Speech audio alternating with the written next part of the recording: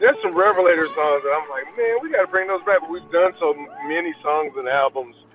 There's like so much to choose from that I guess we don't think about it all the time. You need to get you a really good slide player in Nashville, and you guys need to cover a Derek Trucks song. You know, he told me Susan wrote the song, which he was proud of. He said that with great pride, you know, the way you say nice things about your family. From the first note with Tedeschi Trucks, they just blow you away. Yes, we will. I wouldn't argue with anyone that says that could be my favorite song on I Am the Moon. He, signs my ticket, and I look over at Susan. I say, Susan, would you sign it too? And she goes, oh, heck yeah. Kevin calls me and was like, hey, man, what are you doing? I was like, nothing. He was like, Derek wants to record some tuba stuff. I said, when do you want to do it? And he was like, let's do it Wednesday. It was midnight Harlem. And it caught our attention, man. And we started diving deep, and we're like, okay, we got to see these guys.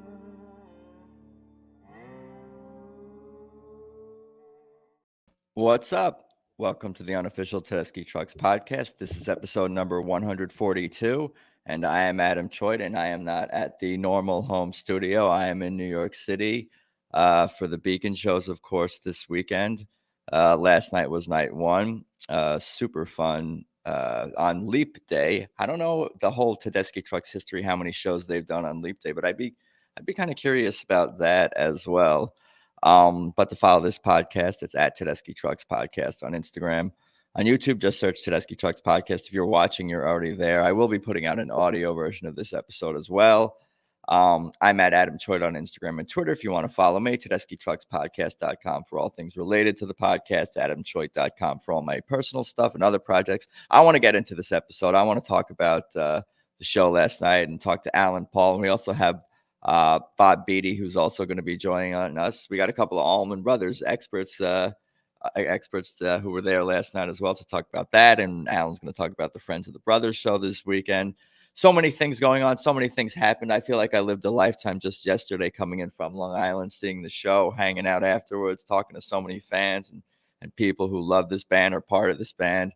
I don't even know where to begin, but let's bring in Bob and Alan, and hopefully they can help me sort out last night. I got the coffee. I'm a little, we're feeling a little bit, but we're good to go.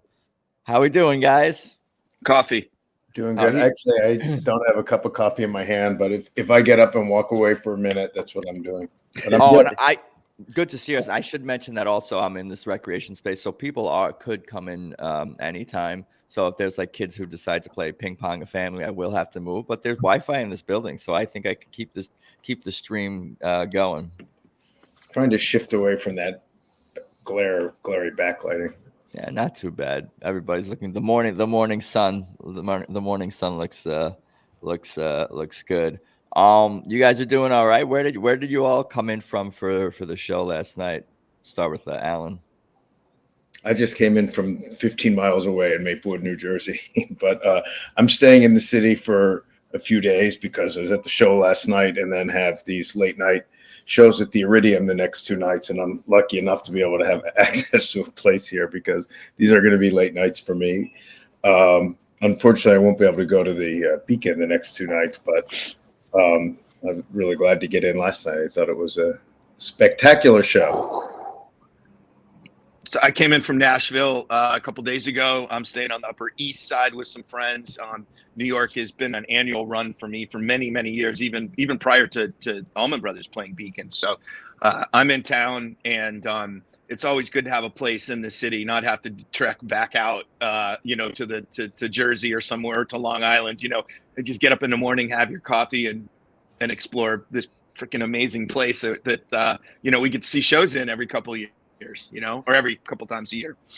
Yeah, I'll never stop complaining. And I'm pretty sure Jersey Transit's probably the same thing, where it's like if you don't catch that 1 a.m., that last train, whatever it is, you're not making any trains until 5 a.m. the next day. So you get stuck.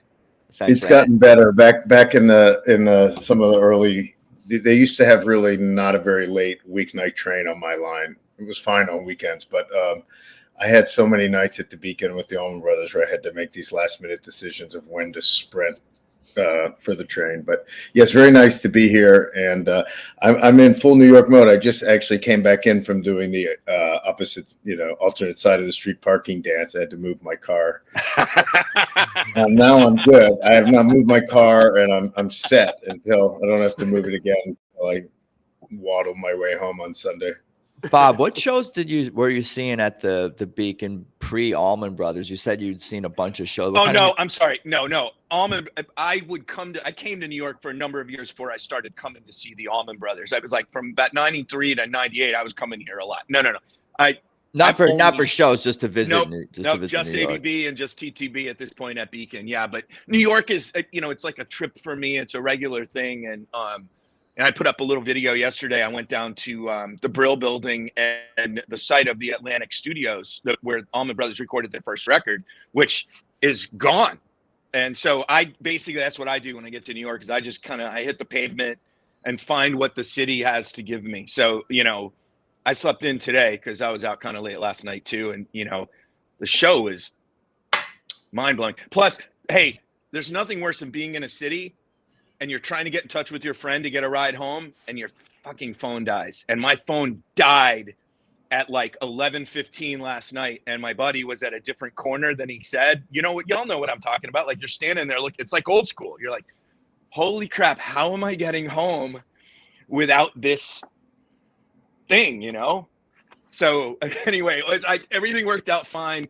I found my friend, because that's what New York does for you. Sort of like, Alan, your story about John Keehe's daughter, the guy who, designed the freaking iconic logo, and he's Alan's next door neighbor, and he never knew the connection. Like, it's just the weird way these things end up happening for people.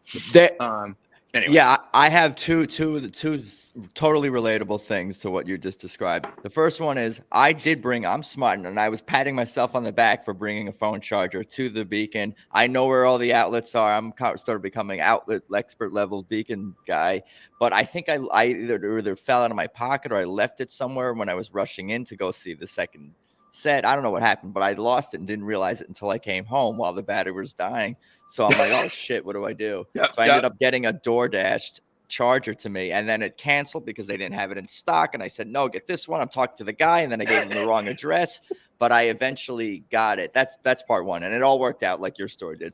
Part two of the you never know who's living next door thing. I grew up in Dix Hills. I of course know John Coltrane and know his music and all that. Not super duper well, but everyone knows John Coltrane. But I didn't realize that he spent a lot of his adult life living in Dix Hills. They had a house there.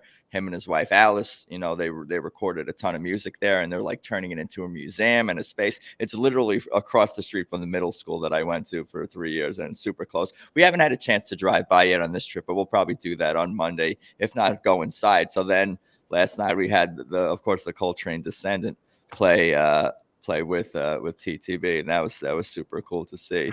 So and I've been diving down that, especially the Alice Coltrane rabbit hole lately, as I dive more into the instrumental stuff and psychedelic stuff and jazz stuff and just appreciating Passaquan and Kebby and what they do even more on a whole different level heading into 2024 than even where I was listening to music last year. It's just my ear keeps changing and growing and things like that. But yeah, I'm already rambling about the music and diving into it. Go for it, brother. Go for it. And now just quick note, John Coltrane actually wrote a Love Supreme in that house.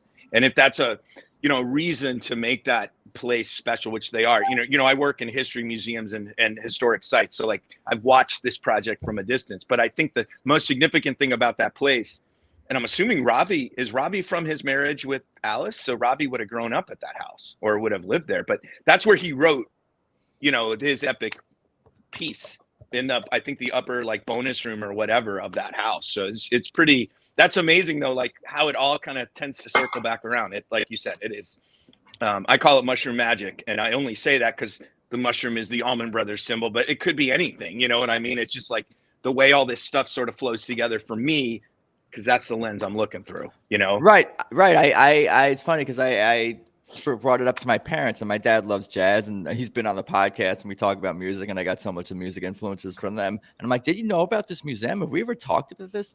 They're like, I don't know if we've talked about it, but yeah, we know about it. We donate to the museum and all and to the culture. They're like, they know about it. It just didn't, just some reason just slipped. Yeah, and Ravi was born in that house. I mean, not sure. I assume he was born in a hospital, but he was born when they lived in that house. Yeah, and yeah, he's a great player and a great guy. He's popped up quite a few times with Derek. Maybe you have statistics at hand. I think it's been quite a while, at least that I've been aware of. So. I don't know. I mean, I don't know, to jump a little bit into the show. I thought it was pretty special to be there with him. And for me personally, I guess overall, I loved the first set. Like I was really fully engaged, but in the second set, having Ravi was remarkable to me, and having It Ain't Fair. For me, because I think maybe Bob and I have talked about this in the past, but that's one of my very favorite songs. I don't think I was aware of it as an Aretha song. I wouldn't be aware of it if it hadn't been for Dwayne and being on the anthology. It's not one of her better known songs, but first time I heard it, I just was so drawn to it, that everything about it, obviously Dwayne's playing, but I mean, heck, if it was just her and her playing piano, and I remember it was a revelatory for me because I was so moved by the piano playing on it. And I went to look who the piano player was, and it's Aretha. And then I started really paying attention to her piano playing and looking through track listings and seeing what she played on. And anyone can go down this rabbit hole. She's just a great piano player. Not in like a flashy, she's not Fats Waller, but I mean, what she plays is just so great, and of course, accompanies her own vocals so perfectly. So it's one of those songs that it never even really occurred to me I would hear performed. I mean, Aretha, I don't know if she ever performed it. Certainly not in the times I would have been seeing her. So, it was really moving to me. And I saw that they had played it in Atlantic City. I wasn't at those shows a couple weeks ago. I thought it was awesome. They had introduced it. I've watched the video a bunch and dug it. But as we all know, there's nothing like being in the room live. And so I don't really, any show I go to, I try not to think about what I want to hear, because then you could be disappointed, especially in the world of bands that we're in, where people aren't playing the same stuff every night. I mean, you can't go to an Allman Brothers show and disappointed if you don't hear Midnight Rider, et cetera, so yeah, I don't think about it that much. But if I had, that would have been what I wanted to hear. And so when they started it, I was just so moved. That's it. That's what I gotta say yes to everything you just said. Alicia sings it great, and she doesn't oversing it, which I think a lot of people, if singers are good enough to sing Aretha, they sometimes then go over the top, and especially on a song like that, a little bit of subtlety in holding back is part of the vocal expertise, and she did it. And yeah, I give Susan a lot of credit. I mean, they've always, of course, given a lot of space for their vocalists in general. But a song like that's really, really a showcase for a female singer is a little different to me. And I think Susan deserves a lot of credit for recognizing that and accompanying her in a really beautiful way too. That's so. And then, of course, Derek playing homage to Dwayne in a way almost more direct, I think, than he does when he plays most of the Allman Brothers songs, because after all his years of playing them with the Allman Brothers, I think he and Warren were so determined, for obvious reasons, to put their own stamp on things. They didn't tend to echo it quite as much, but on something like this, I think he doesn't feel, there's no, that constraint isn't there, if that makes any sense. So that was, and then Kebby playing just like King Curtis, which I don't feel like I'm sure I have heard him do it, but no, maybe not as directly. So all of that together is why I was so moved by that song. She tells the narrative. There's a narrative. There's a journey. There's when Alicia sings. She doesn't she's, there's a build up, there's a crescendo, and that's like Tedeschi Trucks Band's whole thing between like the show within a song, these peaks and valleys within the show, within the song. I don't know who's got the siren going. One of us there. Oop, I think it was Alan. It's Alan. I muted him, but it's the dynamics is what you're talking about. Like that's something that exists in the Allman Brothers. It exists in psychedelic music in general. It exists in live music and improvisational music. Music that ebbs and flows. If you listen to Fillmore East, which is one of Derek's groundbreaking, the records that really shaped him, it's probably most of us too, we've listened to a lot. That's exactly what the Allman Brothers do. It's it sort of goes and up and down, and it's sometimes I'll talk about it as like classical. For the Allman Brothers, like classical music has peaks and valleys too, and TTB is a whole different animal, but you're dead on. And the couple things I wanted to say about It Ain't Fair before we moved on. Yes, to what Alan said, like I'd love it as a feature song. I like it as much as I Never Loved the Man. I Never Loved the Man the Way That I Love You, which was really Aretha's big first song when she went down to Muscle Shoals and recorded it. And Alan's talking about that piano part. When she sat down at the piano and you'll listen to that more famous song, I Never Loved a Man, which Dwayne isn't on, you'll hear her play those chords on the electric piano. And that, they say, when you go down to Fame, they're like, that is what clicked the session into shape when she sat down and played those chords. So, that's a really good point that Alan made. And other thing that I really heard Derek do, it's interesting Alan mentioned King Curtis, because I heard Derek playing a lot of King Curtis too. And that was, sort of the licks that I hear King Curtis play on It Ain't Fair, Derek was sort of channeling, and then he was doing his Dwayne stuff, and then the song just went somewhere else. But the piece I want to say, number one, is everything you said about Alicia was just awesome. And the way she stood there, delivered the song, not over, like Alan said, not over the top, right in the pocket. She finished that song and the house was just shaking. You guys would probably know it too. Like she knew she nailed it. And she was walking back to the riser and she did a little curtsy. Did any of y'all see it? It was badass. I mean, and she was sort of doing it to the band and a little bit to the stage, and she got up on the riser, and Mike, they have a little handshake that they do, but it was like, they knew they nailed that song, collectively. And that's the cool thing is I have so much fun just watching them play music. Like they could play just about anything. And it's just, you watch them move. It's like watching a really good, I call Derek a point guard. He's like a point guard, sort of dishing out like Steph Curry or somebody, dishing out assists, making shots, just, and it's, they seem to have so much fun. And I get off on that because if they're up there and just digging what they're doing, it does come through, and their music, it speaks that way too. So I'm with you. It Ain't Fair was the one song I wanted to hear this weekend. Like, it seemed effortless. Over dreams. It seemed something about it. It seemed effortless for them, and even for the fans. The whole vibe. It felt like, obviously, it always feels like family to some degree when you come to the Beacon. So many familiar faces for me, you, all of us, the band, and everyone. But everything seemed. It's something about the whole, especially the set. Once they started, just seemed effortless for them. Everyone knows the Beacon. They know where to sit. They know where they drink. Everyone knows the bars and the restaurants. It seems like everyone's just so, familiar with it. It's just everyone eases right into it. It's interesting. That song was on the anthology too. And what Alan said, I think it was kind of lost to the world. And I interviewed Tony Yokin, the guy who produced that package, anthology too, a little while back. And it was amazing to me how casual the song list of it, Dwayne Anthology 2, how casually he created it. He literally did that basically on like the back of an envelope. Tony did, and It Ain't Fair was on there. And the weight gets all the attention from Dwayne's work with Aretha, and it's great. But I really like It Ain't Fair. I really, really like. I'm with Alan on that one. Like, it is just a great, great, great Aretha song. I'll shut up for a sec. I see you guys are.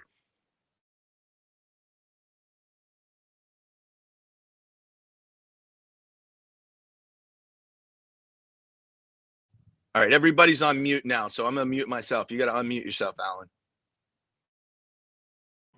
Sorry, I didn't realize that I had control of that. I was waiting for Adam to unmute me. Yeah, I don't want to go. Let Bob and I can start geeking out on Dwayne and take the focus away here. But I just need to say one thing. I tried to figure out and never did if Dwayne was his idea to do "Hey Jude" to Wilson Pickett. That's well documented, and I'm really confident in that. And he came up with the arrangement. And I always wondered if it was his idea somehow to do the weight. Because it just would sort of make sense to me, but I've never nailed that down. So I'm sorry to tangent, but in terms of them having fun, yeah, I was actually in the first row of the Loge last night, which is really the best seat in the Beacon. I think, especially you can sometimes have more excitement if you're down in like the fifth row center. Lucky enough to have sat almost everywhere in the Beacon, and the fifth row center is where you can like have the electricity tingling through your ears, out your toes, all night. But for really sitting and like digging into the music and stuff, and it really just meditating with it, there's just no place better than the first row of the Loge. And part of what you get up there also is it's like watching a football game from up high, and you can see the receiver breaking free before the pass. You do have an awareness of what's going on because you can take in the whole stage. And that relates a little to what you were saying about like Alicia doing the curtsy and then shake. I was just, I felt a little more tuned into all of that stuff because I did have a perch to watch it.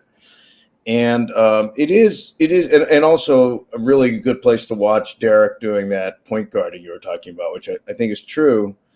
And it's interesting. And I don't know. I haven't interviewed Derek about this particularly or talked to him. But with the new stage setup where they split the risers and rearranged it a little bit and moved the bass over to stage left, because Tim used to always be on stage right, kind of behind the organ when they didn't have a riser back there. And I saw some shows where Derek would sort of drift back there and spend so much of the show back with the sort of in between the bass and the organ, and to the extent sometimes it felt a little weird, like what are you doing back there? And it's a chicken and egg thing. I don't know if he's changed because of the changed stage setup, or if they changed the setup so that he would push himself. But in any case, it feels to me like since then he's obviously like physically in the center of the band, which feels completely appropriate to me. Like I think it just really struck me again last night because of the angle I had and everything. I think it's a better setup, and it works really well. And it was just really apparent to me last night. And one other thing that I took in from up there that was kind of tripping me out is from a distance, not that he actually looks like him, but from up there looking down, Isaac was really JMO reminiscent. Bro, wearing a headband, he had a necklace on. I couldn't see what the necklace was, but from the abstract, his look of sort of a rangy guy with a headband and the necklace was so reminiscent of JMO. And there's some right hand things he does with the cymbals that are very JMO-like, both in terms of the sound and the actual way he moves his body in doing it. I have a little bit of a hard time describing it better than that, but anyone who has watched JMO or watched clips of him back in the glory days would know exactly what I'm talking about. There's just a certain way he's reaching his body and the shape of his shoulders, even of his sort of athletic build, I guess. It was sort of tripping me out a couple of times. There were a few points, and I liked the fact that I couldn't really see his face because it allowed that illusion to get other than both being African Americans, they don't really look alike. Right. But since I couldn't see his face, I could ignore that. And there were certain other things that were so reminiscent. So I like that. It was I don't know. It was yes, resonant. that too. Yeah, you have to ask him if you have a chance to talk to Isaac. Ask him about, or one of us should ask him about like how much literal influence does he have? You know, how much influence does JMO literally have? Yeah, in I him? mean, I'd be curious even what his own influences were beyond JMO. I mean, a lot of it might be that they have similar influences. I don't know how much of like a jazz guy Brandon is. I really don't know. I've never had a musical conversation with him, and yeah, I would like to. I would value that. So you should. His solo record's pretty good, and he does everything on it. Yeah. He's a New Orleans jazz cat, and yes, Falcon and Isaac were having a blast too. I saw. I mean, the same thing. Like Alan, I was front row of the balcony, and so I saw the same thing. And when I used to go see the Florida Gators back in the 80s and 90s, my parents had season tickets, and we sat up on like the 70th row in the Steve Spurrier era, and that was really what Steve would send out like 5 receivers every time, and I would look upfield, like you said, and like try to see where the ball was going to go. And it's the same sort of deal when you're sitting up close. You can really see the drummers, and I saw it like Falcon too. Like the whole time I got to watch them really well. I watched the singers. The people I didn't watch the most was the horns last night, except for Elizabeth over there boogieing her butt off. And it's like everywhere I look, I don't have to focus on the guys at center stage or the people at center stage. It's things are happening everywhere. And I think Isaac has that Gulfport jazz, that Gulf Coast kind of thing. JMO's early career stuff, and he fits so beautifully. And it's interesting, Adam. I think that all of us, Alan and I in particular, but all of us, when you see the two drummer tandem playing music like this, you think, okay, it's you want to hear the Allman Brothers, and their first tandem of drummers with J.J. Johnson was fantastic, but it was more of a layer of sound, less what the Allman Brothers did with the two guys kind of playing something different. And Isaac just brought something completely different from the get-go. And I think it's interesting that this album, that this project, they replaced 3 people to put out since Signs into I Am the Moon. So like what is that, a quarter of the band, with Brandon and Isaac and Gabe all coming in, so they had a chance really to reinvent their sound. And I think the drums, I really think Isaac has added, nothing against JJ, I love the original drum lineup, but I love there's something Isaac brings, and I think it's the New Orleans funk and the New Orleans drive that I really did. Bob Diggs, and I thought Brandon, I remember saying this when Brandon joined the band before the pandemic, and I was like, he is bringing the funk, man. Like it was just a different from what Tim did, as Alan said. He still stands there and plays all night, just like Tim did, barely moves. But you see Brandon start nodding his head, or his head starts going in circles while he's holding the groove down. Shit is going down on stage. There is a deep, deep, deep groove going. It's more funky than spacey. Is that fair way to describe? Like I would say so. Tim was maybe more out there, and Brandon's more funky. I mean, I'm not the bass expert. I'm not the drumming expert, but I totally I really appreciate the knowledge that you guys bring to this conversation, and the fact that I don't even have to do anything. I just let you guys talk. Yeah, dude. The details about JMO is insane. I think it was interesting. Like Had to Cry Today is another song that was great to hear. What a fantastic song. It's Blind Faith song, for those who don't know, written by Steve Winwood. And it's funny, for some reason, I had a little bit of a brain freeze when it started. It took me a minute to realize what it was. And I was first thinking like, wow, man, Derek wrote such a great riff song. I was, and then as I started getting into it, I realized what it was. But it was great. And what was sort of interesting to me about it, I'm pivot. The reason I came to this right now is because you were talking about the bass sound. The bass was really dominant in certain sections of that song in ways that I don't really think it is in the original, and in ways that a little unusual for TTB. Like I had one frustration I had with them early is I often couldn't hear the bass well enough as much as I wanted, even when it was O'Teal. I never quite understood if it was the mix or if that was intentional or what. But I don't know when that quit being something I thought about, but it did. And last night, even more so, I feel like they do have that sound dialed in more. Again, it might have even something to do with where I was sitting, because being up there, you really do have a great mix. But I thought, he did get. There's a section of that song that's I guess it's a bridge. It's sort of an instrumental section where the riffs are going and then the horns come in, and they held the groove for a long time, like before they kind of went to the next section. And it was almost like, it was very modern, it was almost like a techno electronic dance beat kind of thing. In which to the point that I actually thought they were transitioning into another song. I thought it was like a passage into something else, and it wasn't. It was a passage just into coming back, to the song. But during that section, like the bass was just really, really dominant, and it did strike me right in there. Like that was one example of something that is completely different with Brandon than it was previously. I think that it's was a place where he really stepped up and steered the boat a little bit. I think some of that influence might be, again, this is something I don't know off the top of my head, but I don't know if you heard about the Dead Ahead Festival in Mexico that Derek and Susan went to with Isaac and the Dead guys. Derek played. I keep talking about that. Derek played that set with Mickey on drums, and it was literally what you were describing, more of a techno-y drums, totally all instrumental, other than some vocal chanting and stuff, with Derek bass and just percussionists.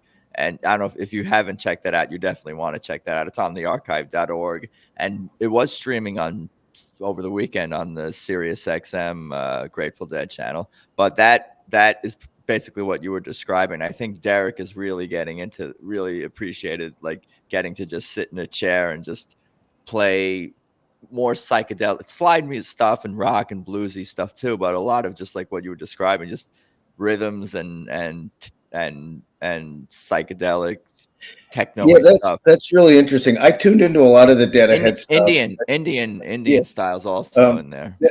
That Dead Ahead weekend, I never go to any of those things for a variety of reasons, but that was the first one that I was sort of like kicking myself and wish I had gone to.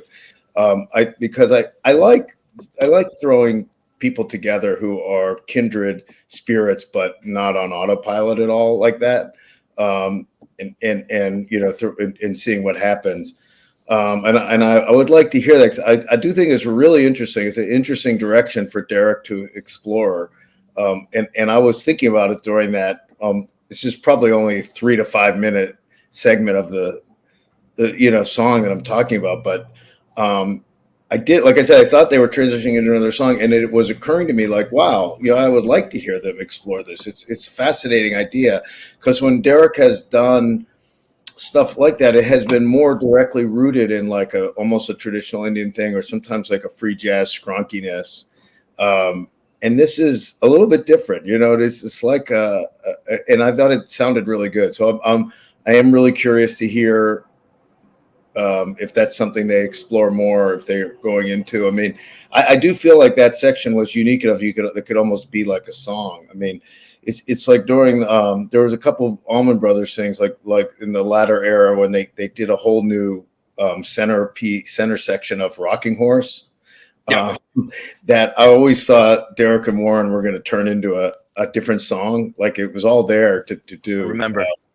And I felt that way a little bit about this. So it'll be curious to see if this is a passing fancy. And it's interesting what you say. I'm going to look up the Mickey Hart stuff. I really want to hear that. So Brandon was the bass player on that with Mickey and Derek? No, I don't think so. It was Isaac was a drummer. Was Isaac a drummer on that set? I think Isaac was playing bass on that, actually. Oh. I think so. Let me check that. I'll check that out too. Anyhow, it's an interesting. It didn't really occur to me that Mickey would end up being like the Grateful Dead member who sparked some new musical curiosity in Derek. But sure, why not? He's there's a lot of creativity at work there. So it's an interesting thing to find out more about. I'm gonna have to. Yeah, check it was this. Isaac. It was Isaac. It was Isaac on bass. I can't paste. I can't share my screen because I'm on this new browser. I'd have to restart my browser to be able to share screen. But I did paste the set lists into the chat on the video. I could paste them in the private chat also. If that's Hey, helpful Adam, for you how guys. do I tell my people I'm doing this live? Like, can you give me a link or somewhere I can put on my socials? Or should I just do this when it's over? I just realized this. I'll post the link in the private chat as well for you. Okay. There you go. It's a little sloppy, but it's there. All the songs should be there. They did cut a few things. I think that, well, looking at the actual set list, I think they did. Passacorn was supposed to actually finish the first set. Yes. Yeah, you were right about that, though. You know, about what do you call it?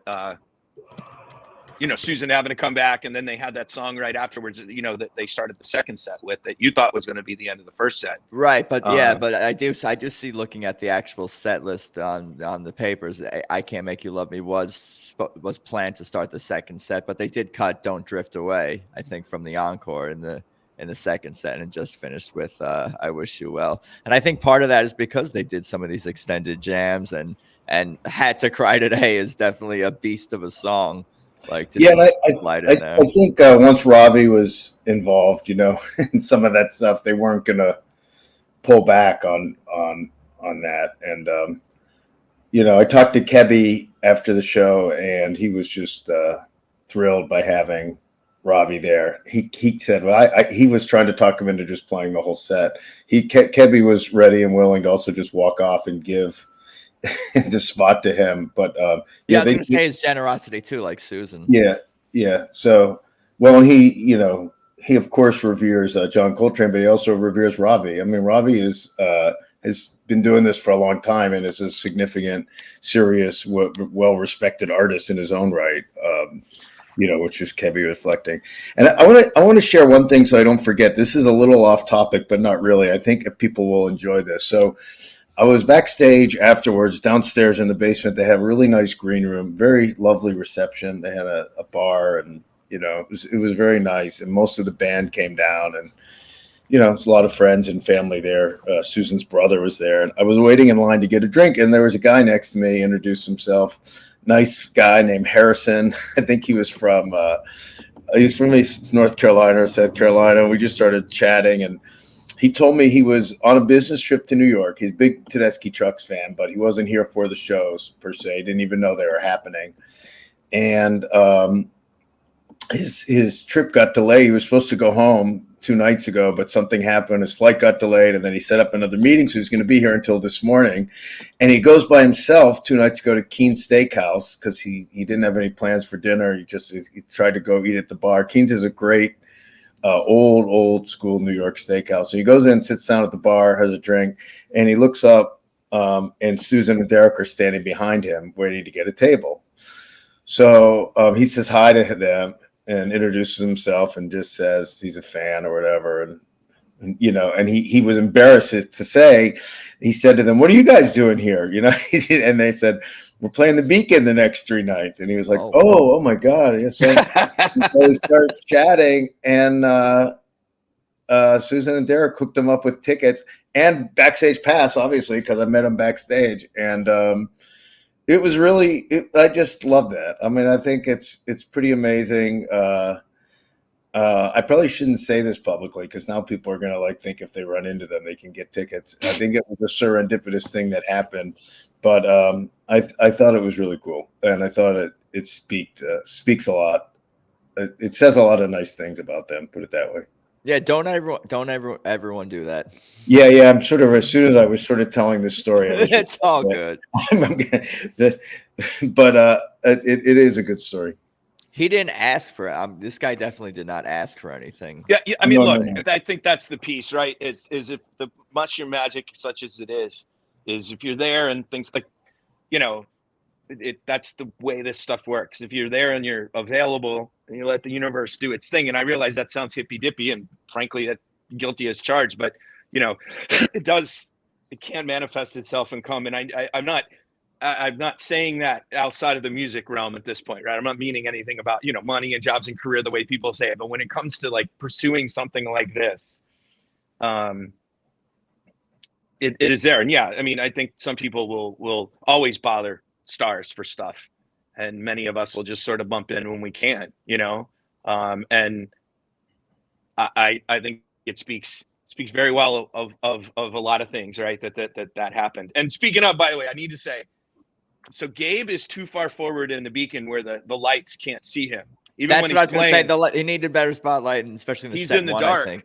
He killed it last night, but the one that really got me, and it brought the waterworks. It Ain't Fair definitely brought the waterworks. I didn't even realize I had teared up until I wiped my eyes. I'm like, oh my God, because I just was so moved by that performance. And then it was either Gravity, no, Soul Sweet singing, Soul Sweet song just freaking slayed me. The song about Kofi, and he wrote the song about Kofi, and sang it.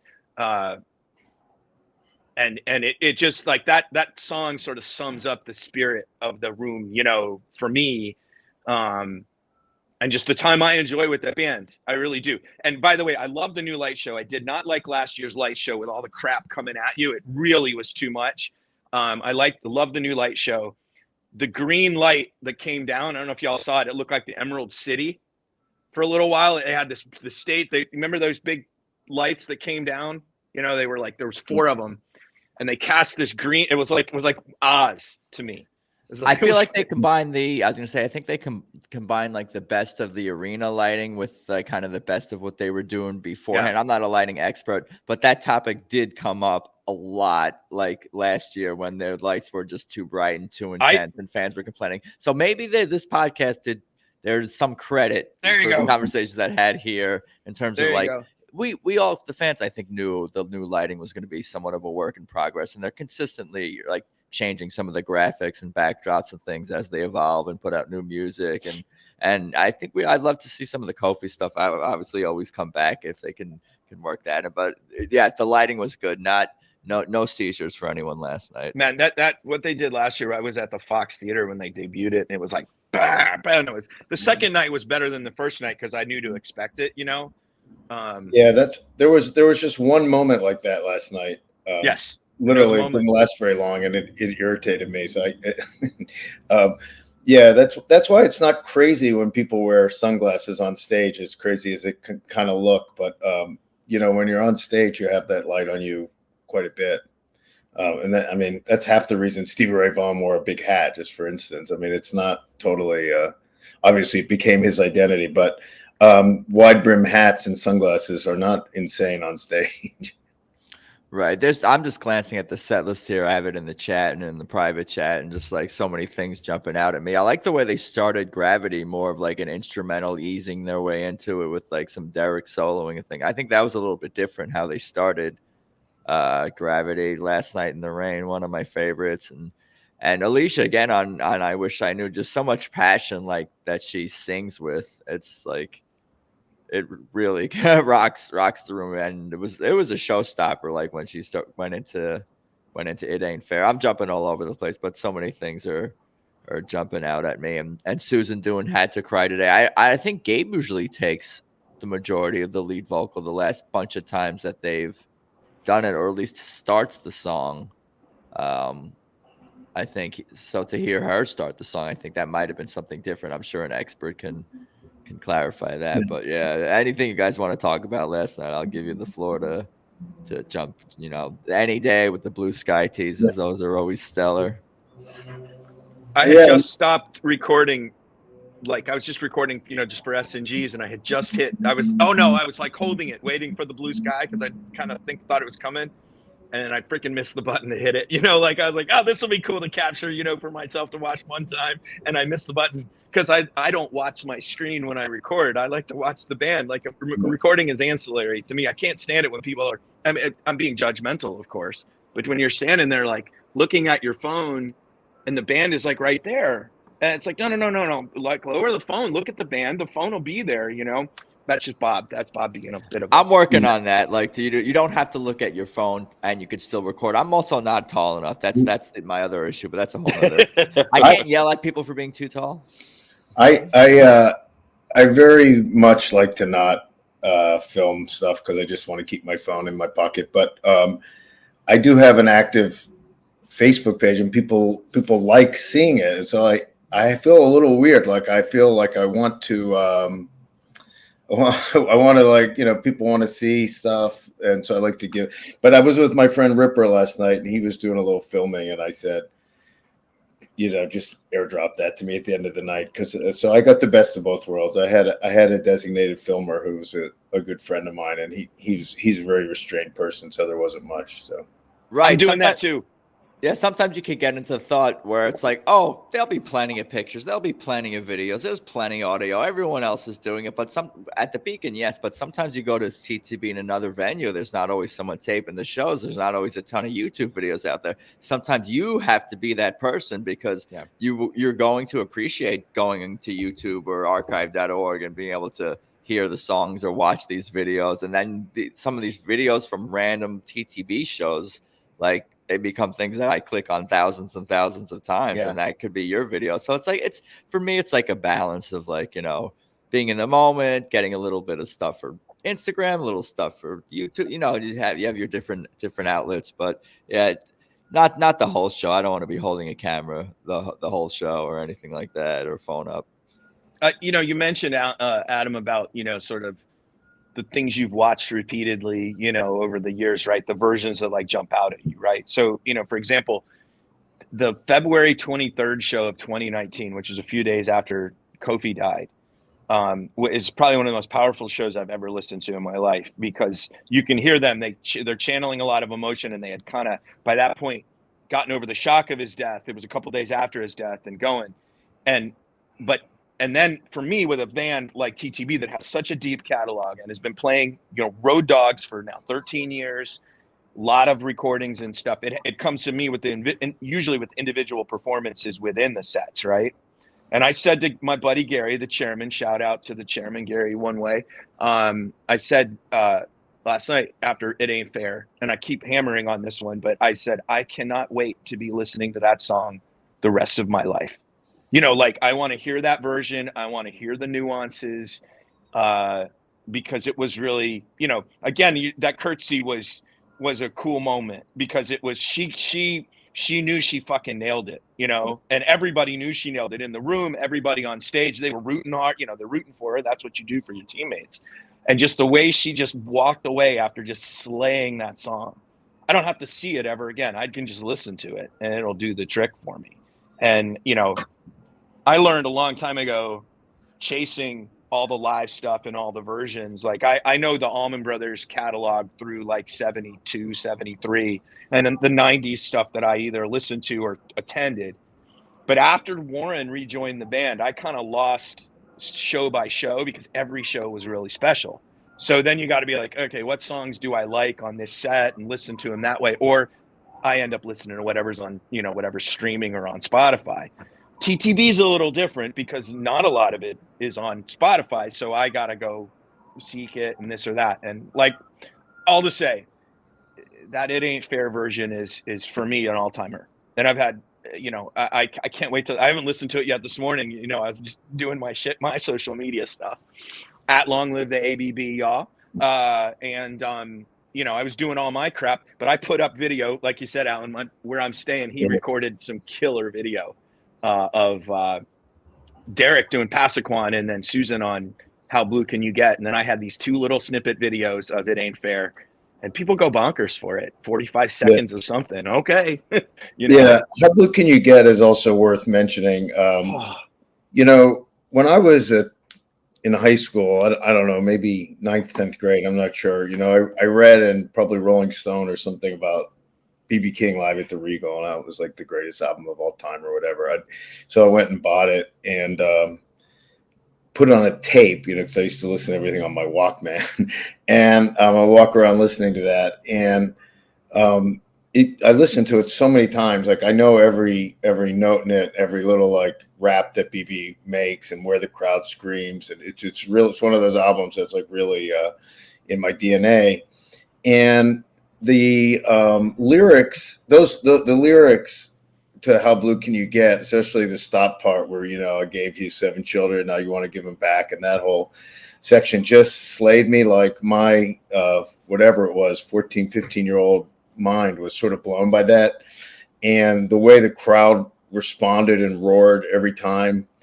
You know, I was fortunate enough to see BB do that, you know, and so I got to see BB King many times. But that's another one where like I mentioned about It Ain't Fair. It's not quite the same because they've been doing it for a long time, as I've heard it on the recordings and seen them do it a bunch of times.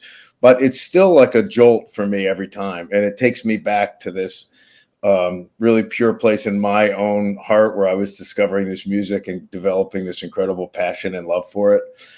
And one of the things that I think, and I've known Derek, you know, I've sort of known him since he was 12 or something, but like I've really known him since he was like, I don't know, 15, 16.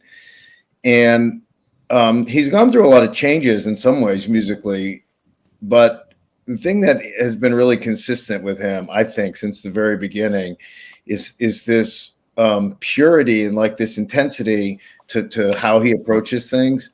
And certainly with the blues stuff and his reverence for it. And I think Susan shares it too. I just don't have the same depth of understanding of where she's coming from as I feel like I do with Derek. They won't do stuff like that. They won't do a BB King song unless they really can do it justice. And so to hear something like that, a song that has meant so much to me, done in such a true way that honors the original, but while putting their own thing was really meaningful to me. So, you know, I just wanted to give that a shout out. Yeah, I dig. My version is from the Cook County Jail of How Blue Can You Get? And I have the same thing as you, Alan. Like it's all every note, every nuance, everything else.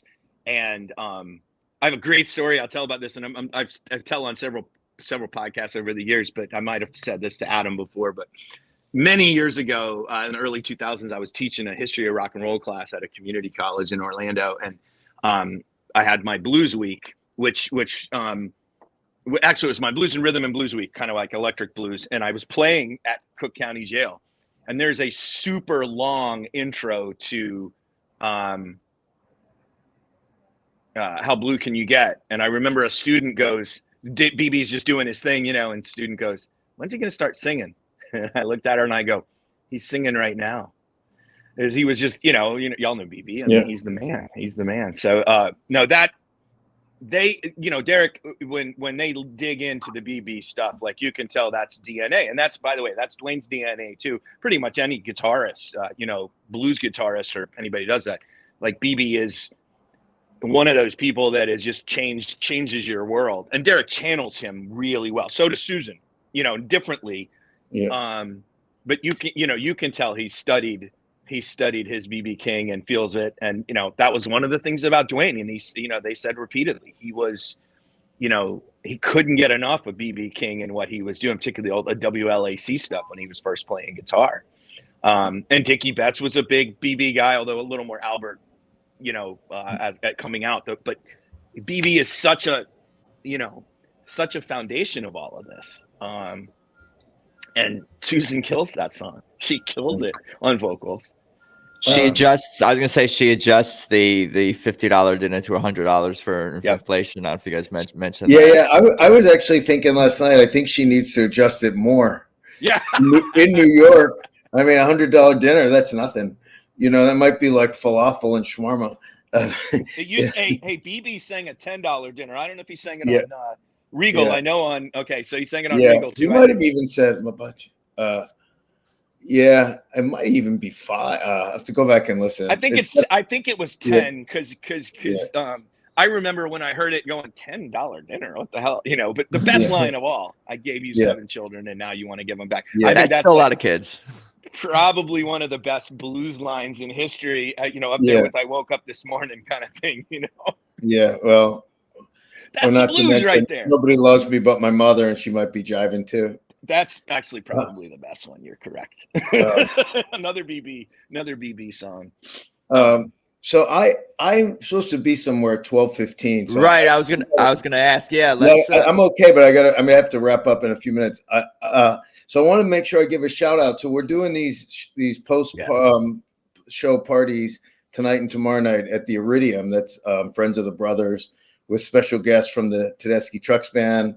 The horn section should be there, or parts of it at least. Who knows? We'll see who shows up. But Gabe, I believe, is coming for one of the nights. He told us he is, and we're hoping for a big turnout.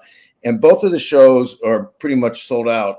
As of last night, there were about 20 tickets, more or less, for each of them. Before I was the last updated before I went to the show last night. So should be something less than 20. So we'd love to have you there, but move quickly if you want to come, because it is going to sell out, which is great. It was a concept I had, and it really harkened back to post Allman Brothers shows at the post Beacon shows at the Iridium and BB King's on those were the two places that I went to that had most. I saw Colonel Bruce a bunch. Derek would come in and play with him all the time. J-Mo jazz band played. There was many others. So I thought, well, let's try it, see what happens. And it seems like it's working, and we're really excited about it. So Friends of the Brothers is features me and Junior Mac, who's played with Tedeschi Trucks many times, played with J-Mo for 15 years or so, and Andy Alador, who played with Dickie for 10 or 12 years. So we'll be laying it down. We're basically an Allman Brothers celebration band, but who knows, with our special guests, we can and might play anything that they want to play when they come. I'm going to say I've seen Friends of the Brothers. Your boy right here, 3 times New York Times bestselling author Alan Paul is making the transition to performing the music and playing it, and he's gathered a killer ass lineup. And Junior Mac, I just got to say, is like one of my favorite of all of the lineage of Allman Brothers. He's one of my favorite performers. I love him as a front man. I love how he carries himself. I love how he plays and sings. Like, I would follow that man. Well, Alan knows I tried to see him on Broadway the one night ever a Broadway show got canceled. And I forget, Junior, why was it canceled? Was that weather? Ruben Blades was sick. Oh, right. And he was the centerpiece of the show because I guess there was no understudy or something like that. Yeah, it was a one-man show. It was a two-man show with Ruben playing a bunch of different roles and Junior on stage playing guitar. Yeah, I remember that's a bummer. I was texting you going, I remember. I just forgot why it had happened. This. It was a great show. I saw it 3 times. I wish I could have taken you. Junior's a real talent, man. Yeah, Junior's great. I've been a fan of Junior's for a very long time, but we've been playing together in this band since we formed in 2017. It never really was supposed to be a band. It was a one-time thing to celebrate Butch. I put it together because when Butch died, I thought nobody is going to honor Butch because, he's the drummer. People don't make tribute shows to the drummer. But I thought it had to be done. So I put it together. It was really a one-time thing. And we had so much fun. And we sold out a club in New York. And, we just all said, hey, let's do it again. So, and it was also Peter Levin from the Greg Allman Band. And we just played. Our last show was 2 weeks ago in Long Island with Peter. He still plays with us when it works, but he moved to Nashville.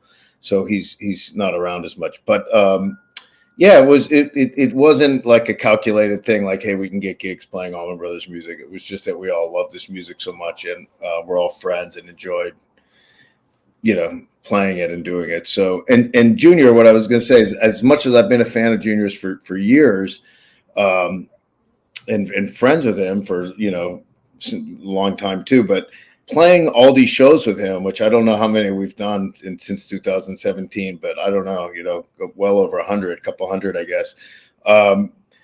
It's incredible standing next to him every night. And I sing some stuff. I used to sing more, and I was just sort of like, why am I singing? I mean, I'm sitting next to honestly, I think he's one of the greatest singers. So, if I was in a band with Susan, I wouldn't sing unless she had a sore throat or something and asked me to. And that's pretty much how I feel about Junior.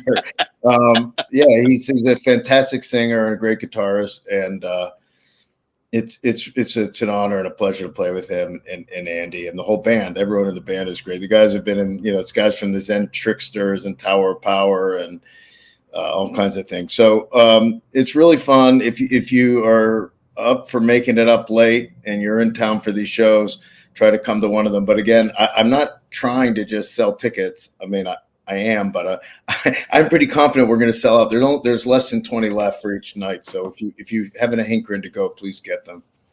Yeah, super intimate venue. I don't think I've been there. If I have, it's been a long time. The Iridium, Friends of the Brothers. The tickets are at the Iridium's website, from what I understand. Yeah, it's iridium.com, and I have the links on my Facebook and all my various. Hey, don't media. tell anybody till I get my freaking tickets here, okay? Like, hold on. Yeah, I wasn't sure. If you get shut out, let me know. But I honestly, we have it's only 160 seats, and so we have a tiny guest list, and people's wives are coming. So I'll do my best to take care of you. Well, and I'm I'm willing to pay and everything. Like, I know, but there will be a moment sometime soon where you can't get tickets. So I'll let you know if for some reason I get shut out. Tonight's my night. If I'm going to go, it'll be tonight probably. Okay. My wife comes into town later tonight. Okay. Adam, man, thank you for having us, dude. I love your pod. We haven't given you a lot of love here, but I fucking love your podcast. I've loved it from the beginning. I love your spirit. Adam and I hooked up last night at set break, gave a big hug, checked in, and it's not New York for me, TTB, if I don't get a chance to see you and catch in, check in a little bit, and your love for this band and what it does and your understanding of it. I mean, we talked a bit about Gabe last night, and I'm gonna throw out a Gabe thing to, the obvious thing to say is, when the Allman Brothers lost Dwayne, they added a keyboard player who just completely revamped and changed the band. And I mean, it's too obvious an analogy to the Allman Brothers that TTB did the same thing. And of course, it's many years later. Kofi died, many years after that band had started, unlike the Allman Brothers when Dwayne died 2 years in. But man, Gabe just brings so much. And he was hidden last night because the lights didn't shine on him, but he was playing his ass off last night and always. So Adam and I had a little talk about Gabe last night, and both of us, how much we respect him and how much work he's been putting out, man. He's just constantly releasing music and doing stuff. And he's a Nashville cat. He's one of my neighbors, if you will. Yeah. And so I get to see him a decent amount. Yeah, he's great. I was actually a fan of his solo work. I read about him in the Bob Lefsetz column newsletter long time ago, like 15 years ago, maybe. Yeah, and his first album came out in 2008. Yeah, so it was probably around then, and I downloaded it. That was still purchase and download stuff just on Bob's recommendation, and loved it. And it was in a pretty heavy rotation for a long time. So when he popped up as a member of TTB, I was sort of taken aback. I mean, that's not the right word. Surprise, yeah. Taken aback sounds negative. I just was surprised because I had them in two very different parts of my brain, and I think it's been a great combination. He adds a lot vocally and songwriting wise and instrumentally, obviously.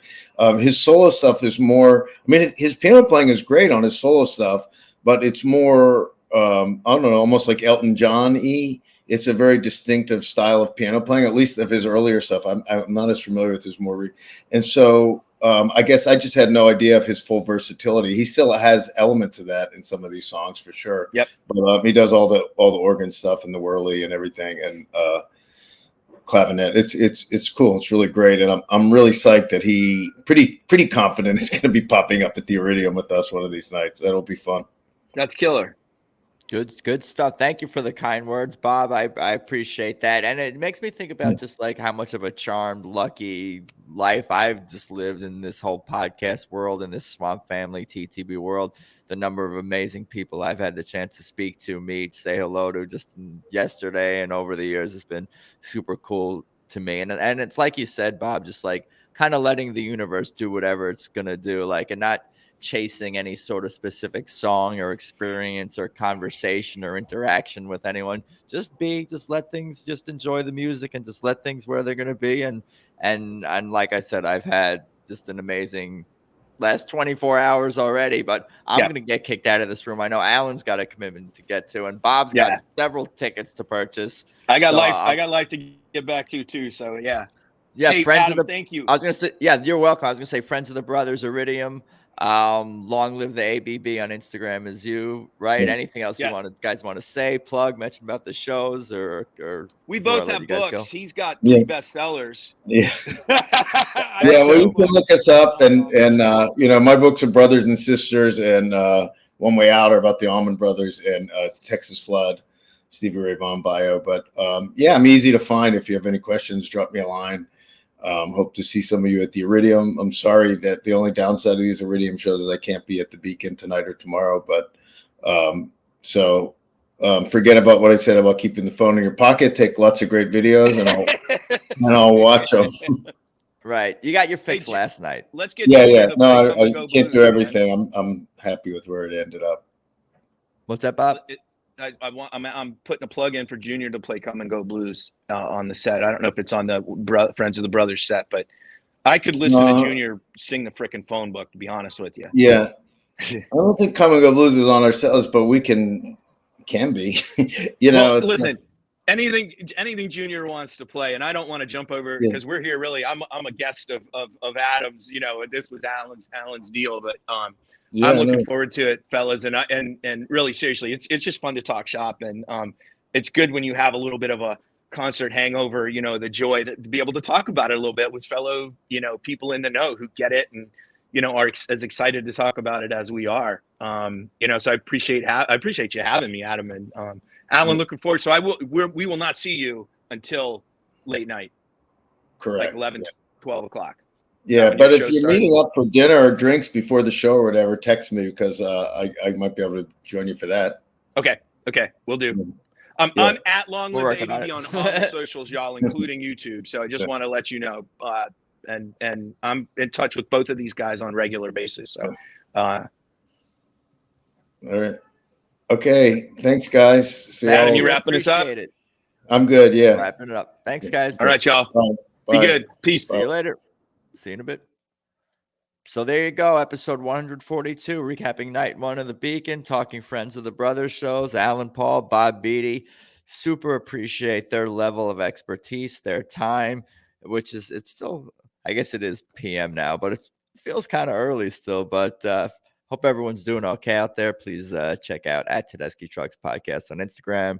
Please follow on whatever platform, follow and subscribe on whatever platform you listen to podcasts on. That's definitely appreciated. Subscribe on YouTube. I may have said that already. I'm at Adam Choit on Instagram and Twitter, adamchoit.com for all my personal stuff, TedeschiTrucksPodcast.com. That'll send you to all of those links to social media for the show, as well as ways to listen and watch. TedeschiTrucksBand.com. That's their official website. Definitely buy tickets to shows, buy merch. A bunch of tickets just went on sale. I know there's some pre-sales and whatnot coming up. I don't know the exact dates on those, but obviously a bunch did just go on sale with the Swamp Family app. So definitely scoop up some tickets to the summer tour, to the Deuces Wild tour. I think that's pretty much all I got for today. Thank you to the crew. Thank you to the band. I think I literally thanked them last night, or a handful of them, for all their work and what goes into these shows, which sounded and looked totally amazing. And I cannot wait for tonight. I haven't posted it yet, but I am planning to do a recap again. I'm thinking Monday night, probably 9 or 9:30 or something, recap nights 2 and 3. And I'm sure we'll talk some Friends of the Brothers as well on that. I figure I'll give everyone Sunday to travel home and then try to get on maybe as many fans as I can who were there this past weekend, who will be there this past weekend, on Monday night. So that's something I'm looking forward to. I'll post that.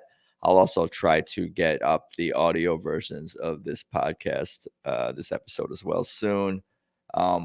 I don't know when I'm going to do that, but maybe today, maybe tomorrow, maybe when I get back to LA. But everything will be up on YouTube. It's been super fun. I'll try to live stream some more later today around the venue. Just say hello on Instagram or whatever. So definitely follow on Instagram as well. I'll go live outside the venue a little bit as well as stream some shows. But that's pretty much all I got for today. And let's talk soon. Peace.